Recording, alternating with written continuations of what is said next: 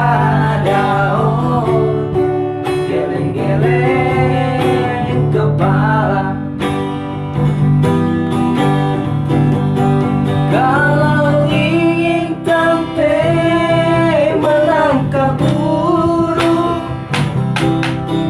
janganlah tante di dalam samkan.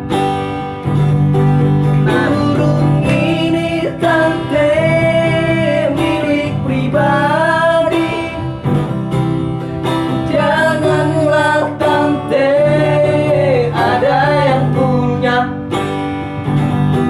Nanti dia mengamuk, tante diparguk, menambah persoalan gede-gedean.